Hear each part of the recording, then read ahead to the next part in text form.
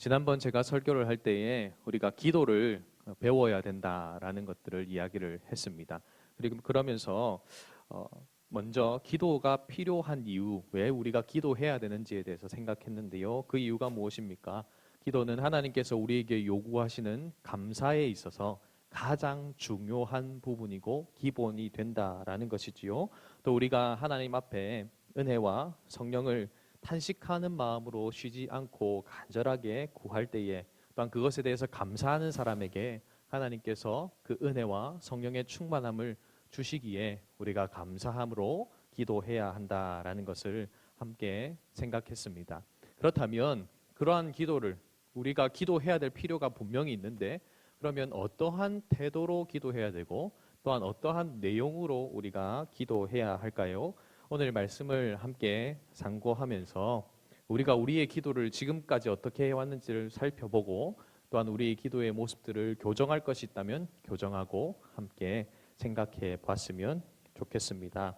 첫 번째, 오늘 본문이 가르치고 있는 기도의 태도의 모습은요, 은밀한 중에 기도해야 한다라는 것입니다. 오늘 본문 5절 말씀은 이렇게 말씀하고 있습니다. 오늘 본문 5절 말씀 함께 읽어보겠습니다. 또 너희는 기도할 때에 외식하는 자와 같이 하지 말라. 그들은 사람에게 보이려고 회당과 큰 거리 어귀에 서서 기도하기를 좋아하느니라. 내가 진실로 너희에게 이르노니 그들은 자기 상을 이미 받았느니라. 아멘. 그 당시에 종교 지도자들의 기도의 모습을 어떠했다라고 합니까? 외식하는 자라고 표현을 하고 있습니다. 여기서 외식하는 자라고 하는 것은요, 가면을 쓴 자라는 의미를 가지고 있습니다. 그 당시에 연극을 하는 연극 극장을 가면요, 연극을 하는 연극 배우들이 다 가면을 썼습니다. 배역에 맞는 가면을 쓰고 연극을 했는데요, 그런 가면을 썼다라는 거예요. 즉, 연극을 하는 사람 가면을 썼다고 해서 그 사람이 됩니까? 아니죠. 그냥 배역 중에만 그 가면을 쓴 것이지 실제로는 그 가면 안에 있는 사람이 자신이지 않습니까? 그와 같이 지금 거리에 서서 회당에서 사람들이 다 보는데 손을 높이 들고 기도하고 있는 그 종교 지도자들의 모습이 그렇게 가면 쓰고 연기하는 사람과 똑같다라는 거예요. 실제로 그들은 기도하는 사람이 아닌데 그들은 기도하는 척하면서 가면을 쓰고 기도하는 모습으로 보이고만 있다라고 말씀을 하고 있는 겁니다. 사랑하는 여러분, 기도는 누구에게 하는 겁니까? 우리 하나님께 하는 거죠.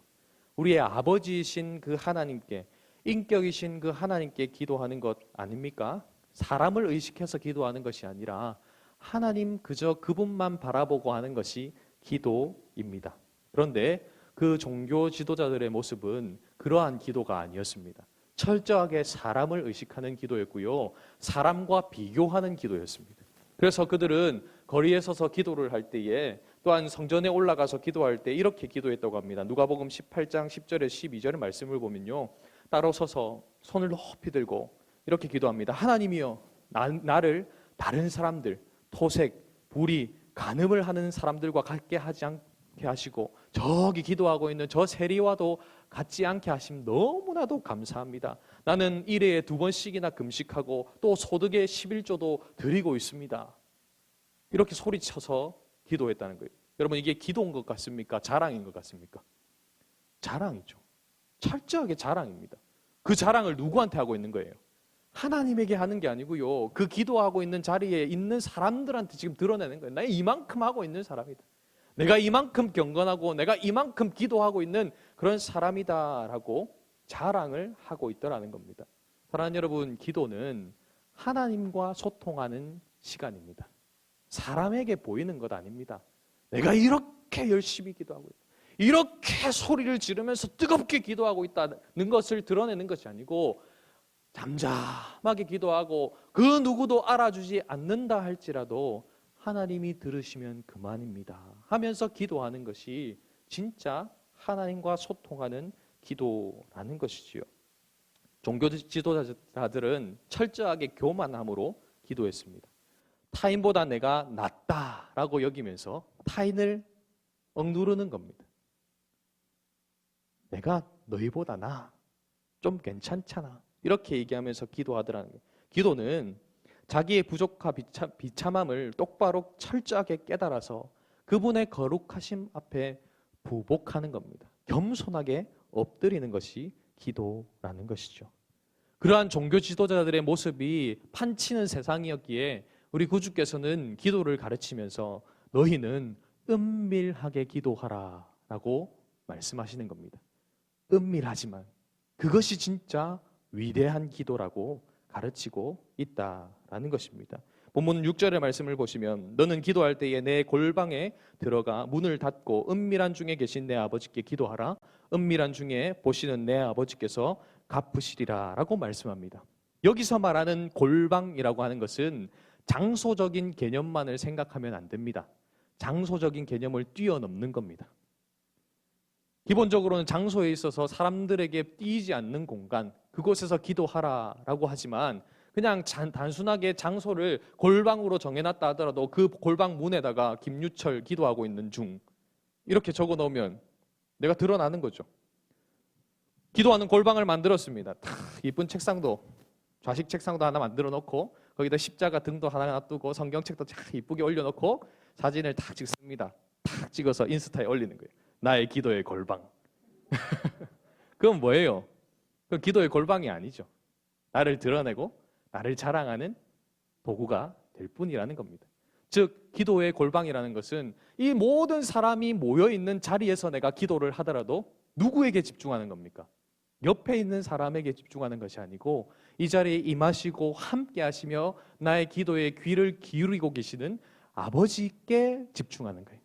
그러면 그곳은 골방입니다.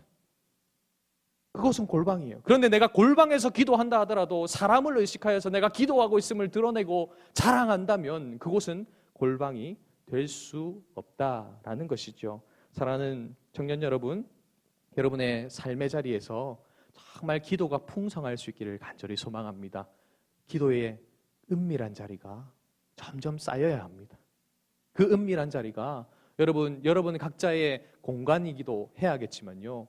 여러분이 이 예배의 자리에 나와서 기도할 때에도 또 수요 예배나 아니면 새벽 기도회나 여러분 우리 부서들의 기도회 가운데 나왔을 때에도 사람을 의식하는 것이 아니라 사람 때문에 나오는 것이 아니라 철저하게 내 기도를 듣고 응답해 주시고 함께 하시는 그분에게 초점을 맞추고 기도하는 생활이 회복되어야 한다라는 것입니다. 사랑하는 여러분, 이 코로나의 시기를 보내면서 우리가 다시금 회복해야 될 자리가 무엇일까 생각해 보면 기도의 자리입니다.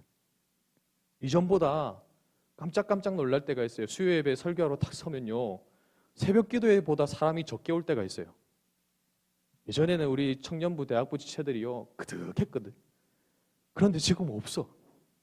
어른들도 안 오고 대학 청년부 지체들도 안 오고 이러니까요. 새벽 기도 때보다 사람이 없어가지고 내가 지금 새벽에 설교를 하는 건지 수요 예배 설교하는 건지 헷갈릴 때가 있어요. 우리 또 함께 기도하는 자리를 다시금 시작했지 않습니까? 열림도 기회도 다시 시작했는데 그 다시 시작한 금요 기도의 자리도 마찬가지로 여러분이 다시 채워나가고 사람에게 보이기 위함이 아니라 내가 기도해야 하기 때문에 또 공동체로 함께 모여서 기도함이 또한 그 자리에서 기도를 배울 수 있기 때문에 기도하며 그렇게 나아갈 수 있는 은혜가 우리 모두에게 있기를 간절히 소망합니다. 두 번째로 오늘 본문에서 기도의 태도를 가르치는데요. 중언부언하지 말라라는 것입니다. 7절 말씀을 함께 읽어보겠습니다. 오늘 본문 7절입니다. 또 기도할 때에 이방인과 같이 중언부언하지 말라. 그들은 말을 많이 하여야 아멘. 중언부언한다라는 것이 무슨 의미입니까? 이 중언부언한다라는 의미는요. 아무런 의미를 담지 않고 또 마음을 담지 않고 같은 말을 주문 외우듯이 외우는 것을 말합니다. 여러분 오해하면 안 됩니다. 의미 없이 하는 겁니다. 마음이 담기지 않고 하는 겁니다. 우리가 기도의 자리에 나와서 그렇게 기도할 때가 있잖아요. 기도의 말이 튀어나오지 않아서 너무 답답한 마음에 그래도 기도하는 자리에 나와서 하나님 아버지여 하고 부를 때가 있습니다. 반복해서. 그건 마음이 담겨 있는 거죠. 그건 중언부언이 아닙니다. 근데 기도하는 자리에 나와서 기도는 하고 있는데 내 생각과 내 마음은 다른 데 가 있는 거예요. 기도회 끝나고 나서 뭐 할까? 뭐 먹으러 갈까? 어디 갈까? 기도회 끝나고 나서 하는 프로그램, TV 프로그램 생각, 오늘 재밌겠네. 뭐 이런 거 생각하면서 기도한다면요. 내가 많은 말을 반복하는 것이 아니라 많은 말을 한다고 해도요. 그것은 중언부언이 된다라는 겁니다. 왜 예수님이 이렇게 말씀하셨냐면요. 그 당시에 타 종교의 그 사람들은요. 말을 많이 해야 듣는다 생각했어요. 그리고 같은 단어를 끊임없이 반복하면 그 신이 응답해 준다고 생각을 했습니다. 그래서 사도행전 19장 34절의 말씀을 보면요. 이렇게 기록하고 있습니다. 그들은 그가 유대인인 줄 알고 다 한 소리로 외쳐 이르되 크다 에베소 사람의 아데미여 하기를 2시간이나 하더니. 방금 말한 크다 에베소 사람의 아데미여, 이 아르테미스 신을 향하여서 이 말을 몇 시간 동안요? 2시간 동안 반복했다는 거예요. 그들이 이렇게 반복하면서 외치면 그 신이 응답한다 생각을 했습니다. 실제로 우리 주변에도 그런 종교가 있습니다. 일본 불교인데요. 여러분이 남묘호랑개교라고 알고 있는, 그래서 뭐 여러분 아파트나 집 근처에 막 화강신문하고 이렇게 꼽혀 있거나 나눠주는 거 있으면 갖다 버리세요. 그 종교 겁니다. 그 종교에서는요, 아침에 일어나서 1000번, 2000번, 또 많이 하는 사람 10,000번씩 그 주문을 외웁니다. 남묘호랑개교, 남묘호랑개교. 이 말을 계속 반복하는 거예요. 계속 반복하면요, 실제로 놀라운 일들이 일어납니다. 그렇게 반복을 했는데요, 불치병이 낫고 암덩어리가 사라지고 우울증이 떠나가고 소원하고 있던 바가 응답이 됩니다. 그걸 누가 간증을 했냐면요, 조혜련 씨가 간증을 했어요. 조혜련 씨가 철저한 그 신자였거든요. 한국 SGI 신자였습니다. 너무 신실해가지고 일본 본토에 가서 간증을 했어요. 일본어로. 그 정도로 대단한, 그 종교에서는 대단한 사람이었어요. 그런데 그다가 온누리 교회를 다니는 연예인들, 그들의 전도를 받아서 그 교회에 출석하기 시작하고 예수님을 믿음을 통해서 그걸 버렸어요. 그가 간증한 것이 무엇이냐면요, 그 종교에도 그런 일들이 수두룩빽빽하게 나타난다는 거예요. 우리가 바라고 우리가 소망하면서 하나님 낫게 해주십시오, 하나님 잘되게 해주십시오, 하나님 취업하게 해주십시오, 합격하게 해주십시오, 결혼의 문을 열어주십시오 하는 것들도 그들을 또 똑같이 하고 똑같이 응답이 있다는 거예요. 우리가 그들과 달라야 되는 것이 있는데 우리는 다르지 않더라는 겁니다. 여러분, 뭐가 달라야 됩니까? 하나님의 인격이에요. 우리가 기도하는 대상이 누굽니까? 인격이신 하나님입니다. 그 인격이신 하나님 앞에 나아갈 때에 우리는 인격을 붙들고 나아가야 돼요. 뭡니까? 말씀. 말씀이 육신이 되어 우리 가운데 거하셨습니다. 그분이 그리스도이신 구주 우리 예수님 아닙니까? 그분을 붙들어야 되는데 이건 없이 그저 원하는 것만 중얼중얼하면서 이거 들어주세요, 들어주세요, 들어주세요 하는 거예요. 그게 뭐예요? 중언부언한다라는 겁니다. 사랑하는 여러분, 진실로 우리 인격적이신 하나님 앞에 겸손하게 나아가서 기도하는 모습이 우리 모두에게 있기를 간절히 소망합니다.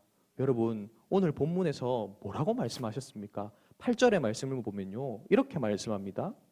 그러므로 그들을 본받지 말라. 구하기 전에 너희에게 있어야 할 것을 하나님 너희 아버지께서 아시느니라. 하나님이 우리가 기도하지 않았는데도 다 아신대요. 그런데 왜 기도해야 됩니까? 이게 기도의 이유와 태도에 있어서 분명하고 중요한 거예요. 기도는요, 주문 외워서 받아내는 자리가 아닙니다. 자판기에 돈 집어넣고 누르면 나오는 것처럼 하나님께 기도라는 것을 집어넣고 누르면 그 응답이 나오기 위해서 기도하는 게 아니라는 겁니다. 하나님이 이미 다 알고 계세요. 모든 것을 다 알고 계신다니까. 우리가 필요한 것 우리보다 더 잘 알고 계십니다. 그런데 왜 기도하라 하십니까? 교제하기 위해서입니다. 하나님과 사귀기 위해서입니다. 우리의 마음을 하나님께 아뢰기를 원하시고 그 아뢰는 것을 들으시고 함께 아파하시기도 하고 함께 눈물 흘리시기도 하고 또한 함께 기뻐하시기도 하고 함께 즐거워하시기도 하기 위해서 우리로 하여금 기도의 자리로 초청하신다라는 것이죠. 사랑하는 여러분, 세상의 종교와 똑같이 그렇게 중언부언하고 그렇게 내가 원하는 것만 달라 하는 그런 기도가 아니라 하나님이 원하시고 기뻐하시는 기도, 사귐의 기도가 우리에게 있기를 간절히 소망합니다. 그렇게 기도하면서 우리가 하나님께 집중하며 나갈 때에 우리에게는요, 하늘로부터 오는 평강이 임하게 되어 있습니다. 다윗은 시편 131편에서 그 평안이 무엇인지를 이렇게 고백을 하고 있는데요.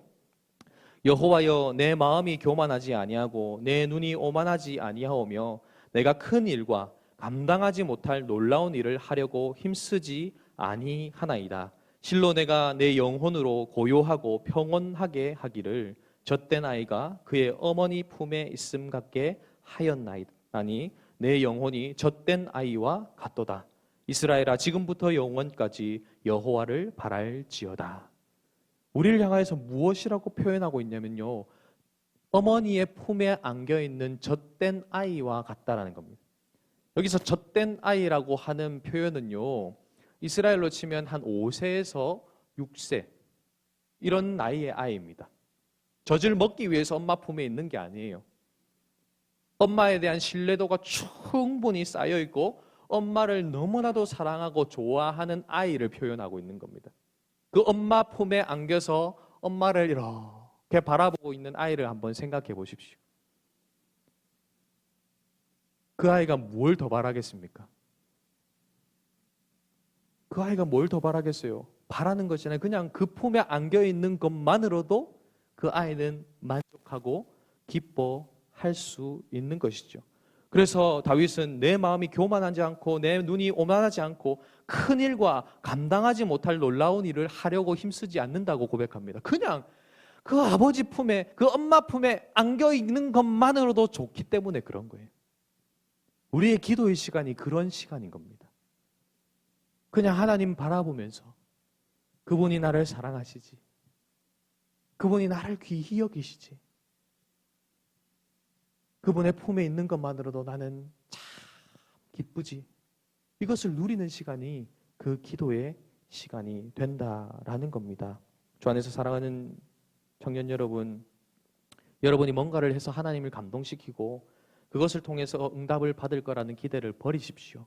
큰 일을 하고 대단한 일을 계획하고 그것을 기도한다고 응답해 주시는 건 아닙니다. 그것보다 하나님 원하시는 건 그저 아버지 품에 안겨 있고 그 아버지 품에서 아버지와의 그 사귐의 관계를 나누는 것, 그것을 원하시는 것입니다. 어떻게 하면 하나님을 감동시키는 말을 하나님께 올려드릴까 생각하지 마십시오. 기도의 시간에 왜 그런 거 생각합니까? 속상해 죽겠을 때는 속상하다고 기도하세요. 너무 힘들 때는 힘들다고 기도하세요. 그것이 진짜 사귐의 기도입니다. 속상한데 안 그런 척, 괜찮은 척. 여러분 지금 다 타지 생활, 대부분 타지 생활 하고 있는 거잖아요. 그죠? 여러분 부모님하고 이야기할 때 여러분 힘든 거 부모님이 모를까요? 다 아십니다. 다 알고 계세요. 근데 모른 척 하고 있는 거예요. 왜요? 말해줬으면 좋겠어서. 근데 우리는 괜히 힘들다고 말하면 엄마 마음 아플까봐, 아빠 마음 아플까봐 아닌 척 하죠. 진짜 부모님이 그거 원할까요? 아닙니다. 힘들면 힘들다고 하면서 같이 울고 그리고 토닥거려주고 그걸 엄마 아빠가 원하는 것처럼 우리 아버지도, 우리 아버지 하나님도 그것을 원하고 계신다라는 것입니다. 하나님 앞에 여러분의 솔직함을 털어놓고 그 솔직함 가운데서 함께 위로와 평안을 누리는 우리의 기도의 삶이 되기를 주님의 이름으로 축복합니다. 그래서 마지막 어떤 내용으로 우리가 기도해야 될까요? 하나님 나라의 삶을 위해서 기도해야 된다라는 겁니다. 은밀하지만 위대한 기도를 하고요. 중언부언하지 말라라고 말씀하신 예수님께서는 구체적으로 어떤 내용을 가지고 기도해야 될지를 말씀하고 있습니다. 그 기도문은 우리가 익히 알고 있는 주기도문입니다. 9절 말씀을 보면요. 그러므로 너희는 이렇게 기도하라 라고 말씀하고 있죠. 기도의 내용을 가르쳐 주시는데요. 이 기도의 내용 담고 있는 핵심은요. 하나님 나라와 그 하나님 나라를 살아가는 삶을 위한 기도라는 겁니다.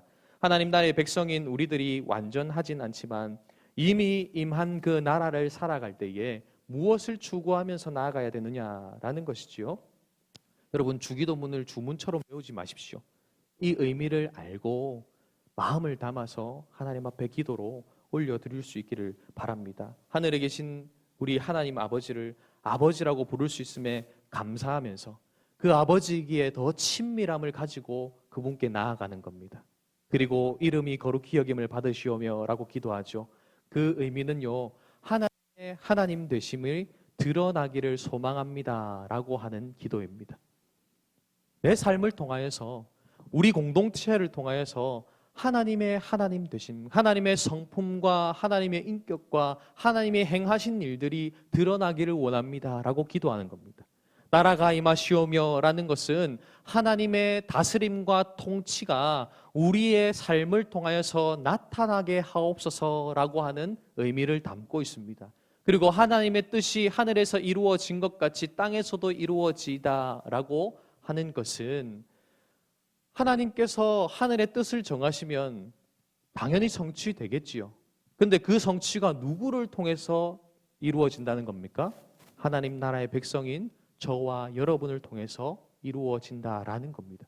그것을 우리가 그런 삶을 살겠습니다라고 먼저 구하고 있는 거예요. 그런데 여러분, 그렇게 구했다고 하더라도 그렇게 살아갈 힘과 능력이 우리에게 있습니까? 없습니까? 없지요. 없기 때문에 더하여 기도하는 겁니다. 하나님, 오늘 우리에게 일용할 양식을 주십시오라고 기도하는 것이죠. 여기서 말하는 양식은 단순하게 먹는 것만 의미하는 것이 아닙니다. 오늘 매일매일 이 기도를 하라는 겁니다. 오늘이라고 하는 것은 평생의 것이 아니고 매일 이것을 기도하면서 채워야 된다는 거예요. 무엇을 채웁니까? 그 하나님 나라를 살아갈 수 있는 힘과 능력을 채워주십시오라는 거예요. 하나님의 이름이 거룩히 여김받고 나라가 임하고 뜻이 성취되는 데 있어서 내가 쓰임받는 데 필요한 힘도 능력도 성령의 충만도 은혜도 부어 주시옵소서라고 기도하고 간절하게 구하는 것이죠. 그리고 공동체 안에서의 관계를 위해서 기도합니다.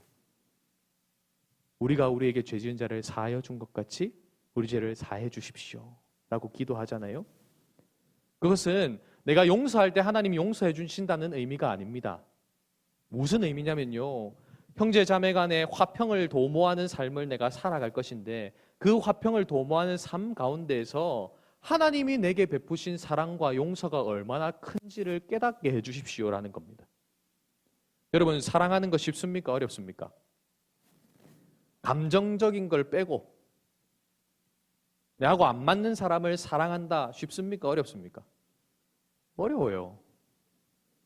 감정적으로 나하고 맞고 좀 좋고 이런 관계 가운데서는요, 사랑한다라고 하는 건 너무 쉬울 수 있습니다. 그런데 그게 아니면요, 어려워요. 여러분, 미워 죽겠는 사람, 내한테 상처 주고 아픔을 준 사람 용서하는 거 됩니까? 안 되죠. 안 되니까 뭐합니까? 지가 나가든 내가 나가든. 청년대학부 공동체만 다 똑같아요. 트러블이 생겨가지고 팍 문제가 생기면요, 한 명이 나갑니다. 아니면 둘 다 나가든지. 둘 다 같이 있으면서 그 문제를 해결하려고 씨르는 거 잘 못 봤습니다. 그것을 통해서 무엇을 느끼는 겁니까? 하나님이 나를 얼마나 사랑하셨는지, 하나님이 어떻게 나를 용서해 주셨는지를 그렇게 씨르면서 그 문제를 해결하가 나가는 과정 가운데서 경험하게 된다는 거예요. 그러한 삶을 살기 위해서 기도하는 거예요. 그게 하나님의 하나님 되심을 인정하고 하나님의 다스림을 인정하고 하나님의 뜻을 성취하는 삶이기 때문에 그렇습니다. 그리고 마지막으로 뭘 기도합니까? 시험에 들지 않기를, 악에서 구해 주시기를 기도하지요. 우리가 하나님 나라의 삶을 살도록 하는 데 있어서 끊임없이 방해하는 방해꾼이 있습니다. 그 영적인 실체가 분명히 존재합니다. 사탄입니다. 그 사탄이 끊임없이 우리를 방해합니다.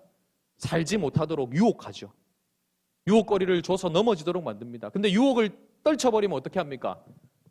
악으로서 환난을 주기도 하고 핍박하고 문제를 주고 고난을 줘서 그 자리를 또 벗어나도록 만들려고 합니다. 그것에서부터 보호해 주시기를 기도하는 것이 주기도문의 마지막 부분이죠. 그리고 모든 이 기도가 성취됐을 때에 나라와 권세와 영광이 오직 하나님께만 있음을 고백하며 성령을 올려 드리는 것입니다. 사랑하는 여러분, 이렇게 하나님 나라의 삶을 위한 기도로서 주기도문을 가지고 한 구절 한 구절 기도하는 연습을 해볼 수 있기를 간절히 소망합니다. 우리 모두가 하나님 나라의 백성이고 하나님 나라를 드러내는 하나님의 동력자라는 사실을 기억하고 기도함으로 그 일을 함께 시작할 수 있는 모든 주님의 백성들 되기를 주님의 이름으로 축복합니다. 말씀을 맺고자 합니다. 사랑하는 청년 여러분, 기도는 그리스도인에게 있어서 떼려고 해도 뗄 수 없는 것입니다. 그렇기 때문에 잘못된 기도의 모습은 교정해야 하는 것이고요. 바른 기도로 기도하는 것이 중요합니다. 우리가 교정할 것은 있다면 교정하고요. 다시금 살피면서 잘하고 있는 것 있다면 더 잘할 수 있는 모습이 있었으면 좋겠습니다. 은밀하지만 그 위대한 기도, 주님 앞에 온전히 아뢰시고 또 중언부언하는 것이 아니라 하나님이 인격이심을 고백하며 그분과의 사귐의 기도의 자리로 나아가며 날마다 하나님 나라의 삶을 놓고 이 주님 가르치신 기도를 가지고 기도하는 저와 여러분의 삶이 되기를 주님의 이름으로 축복합니다. 아멘.